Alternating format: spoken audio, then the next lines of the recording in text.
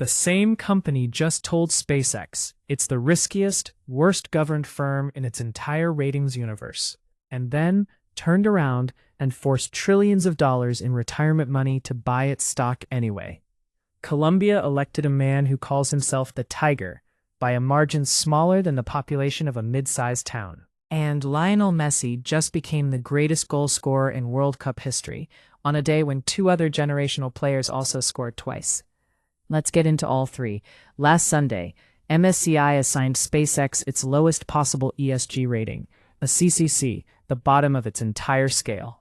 The Financial Times reported that this puts SpaceX in the same tier as Russia after its invasion of Ukraine. MSCI's report gave the company a controversy score of 1 out of 10 and a governance score of 3.2 out of 10, citing serious concerns about how the company is run and how it handles sustainability. Musk's response on X was exactly what you'd expect from him.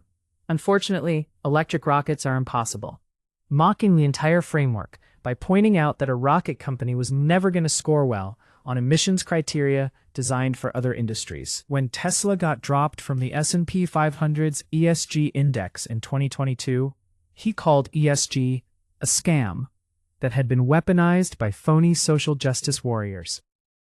Here's where it gets genuinely strange, and it's the part nobody's connecting in the same sentence. The same MSCI that just rated SpaceX as one of the worst-governed companies it tracks is 6 days from today, forcing SpaceX into its global standard indexes. MSCI confirmed it will apply its fast-track rules for large IPOs, with inclusion effective after market close on June 29th, completely bypassing the normal 3-month seasoning period new listings usually have to sit through. FTSE Russell is doing the same thing, adding SpaceX to the Russell 1000 and Russell Top 200, effective June 26th. Add up the passive funds tracking both index families, and you're looking at somewhere between $7 and $10 billion of mechanical buying hitting SPCX over the next week.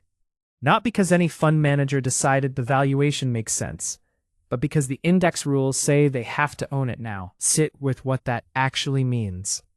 If you hold a fund tracking MSCI World, MSCI ACWI, or MSCI USA, you become a SpaceX shareholder automatically after June 29th, with zero action on your part.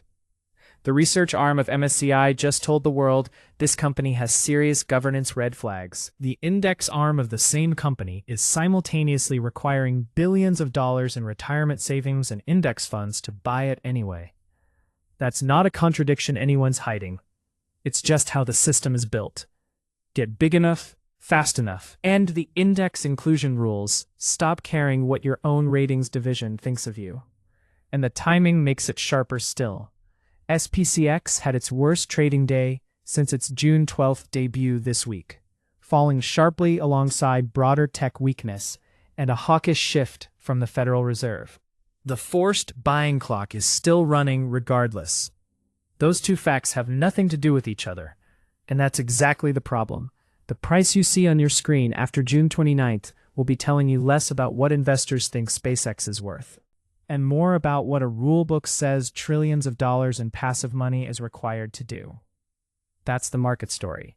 Now to South America, where an election just produced the tightest margin in the country's history. Colombia elected Abelardo de la Espriella, a 47-year-old criminal defense lawyer who's never held office, who nicknamed himself El Tigre, and who's also a U.S. citizen, as its next president, by a margin of fewer than 250,000 votes out of more than 25 million cast. That's the narrowest presidential result in Colombian history.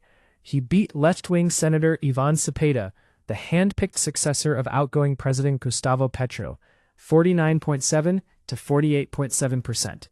What he's promising is genuinely dramatic. De la Espriella has pledged to scrap ongoing peace negotiations with armed dissident groups and launch a 90-day campaign of U.S.-backed air attacks against them. In his words, to bomb all of the camps holding narco-terrorists. He wants to build 10 mega-prisons modeled on El Salvador's Bukele, reopen the country to fracking, and reverse Petro's moratorium on new oil and mining contracts. Trump endorsed him personally, posting "Congratulations to El Tigre" and promising new levels of greatness for both of our countries. Rubio congratulated him within hours. Worth sitting with, rather than collapsing into a simple verdict. Colombia has spent 60-plus years fighting leftist armed groups and the crime syndicates that grew out of former right-wing paramilitaries. A decade after the landmark FARC peace accord, much of the country has prospered, but cartels and dissident factions still control real territory, and extortion has been rising. Half the country, per the international crisis group's Elizabeth Dickinson, voted for a hard security crackdown. The other half voted to keep negotiating. Both halves have legitimate reasons rooted in 6 decades of actual violence, not abstraction. What makes this murkier still, Petro is publicly alleging fraud, including an unsubstantiated claim that Israel hacked the election software. Cepeda's campaign has filed a formal challenge across 33 states, 00 polling stations, and is demanding a full manual recount before results are certified. The margin is thin enough, but this isn't an unreasonable ask on its face. Whatever the recount shows, a country that split almost exactly in half between bomb the camps and keep negotiating doesn't resolve that disagreement just because one candidate crossed the finish line first. And now, because not everything has to be a fight, let's talk about history actually being made in the best possible way. Lionel Messi scored twice against Austria to reach 18 goals across his World Cup career, breaking the all-time record that had stood since Germany's Miroslav Klose set it in 2014. Messi missed a penalty in the 9th minute, shrugged it off completely, and went on to deliver a historic performance, and then scored in the 38th minute through his signature low far corner finish, before adding a second late in the match. He's now, by the most objective measure the sport has, the highest scoring player in the history of the World Cup, a tournament played since 1930. What makes Monday genuinely remarkable is that it wasn't just Messi's day. Kylian Mbappé scored twice for France in a match delayed by storms, and Erling Haaland also scored a brace, turning the Golden Boot race into one of the most stacked scoring competitions this tournament has produced. I don't have a critical angle here, and I'm not going to force one. Messi is 39 years old, playing in what's almost certainly his final World Cup, and he broke a record that takes most elite strikers an entire career's worth of tournaments to even approach. That's worth saying plainly, without a caveat attached. 3 completely different stories today.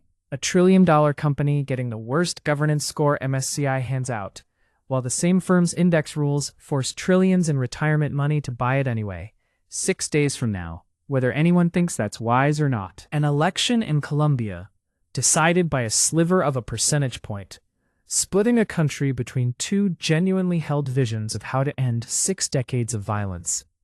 And a 39-year-old from Rosario reminding everyone why this tournament exists in the first place. Not every day needs a unifying dark thread. Some days the thread is just, a lot happened, and some of it was actually good.